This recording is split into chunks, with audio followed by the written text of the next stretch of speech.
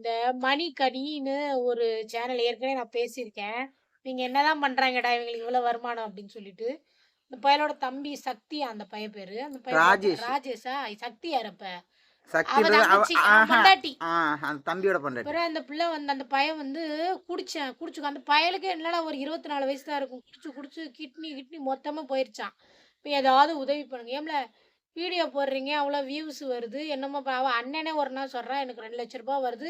ப்ரமோஷனுக்குலாம் போறேன். அதுலலாம் வருது. எல்லாம் பைப் ஆஃப்ன்னு அப்படிலாம் சொல்றாய்ங்க. இப்ப என்னன்னா, அவனுக்கு உதவி பண்ணுங்கன்னு வீடியோ போட்டுக்கிட்டு இருக்காய்ங்க. மூக்குல டீப்ப போட்டு, கையில டீப்ப போட்டு உட்கார்ந்தாக்கா. ஆமா. என்னடா டேய் எதுல தொடங்கி எதுலடா அவங்க வாழ்க்கைலாம் முடியுது? ஒரு ஒரு ஒரு சின்ன கேமராலயே ஆரம்பிச்சு, சின்ன கேமரால முடியும். வேற என்ன நீங்க லைஃப்ல அச்சீவ் பண்ணியிருக்கீங்க? ஒண்ணுமே இல்ல.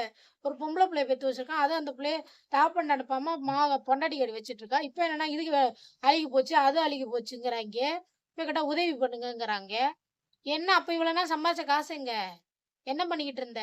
கேளுங்க மக்களே. அத விட்டுப்புட்டு, ஐயோ! அவருக்கு இப்படி ஆயிருச்சாம். ஐயோ! இப்படி ஆயிருச்சாம். உதவி பண்ணுங்க. வேணான்னு நான் சொல்லல. எதையுமே யோசிச்சு பண்ணுங்க. அப்ப சம்பாரிச்சதெல்லாம் குடிச்சுக்கிட்டு இருந்திருக்கான் அவன். அப்புறம் அவ சொன்னது அப்ப உண்ம தானே! இப்படி பண்ணேன், அப்படி பண்ணேன்றது. அத விட்டுப்புட்டு உடனே அவருக்கு கமெண்ட்ல போடுறாங்க.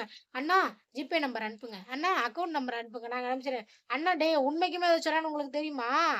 முதல்ல அத யோசிங்களேன். அத விட்டுப்புட்டு போயிட்டீங்க.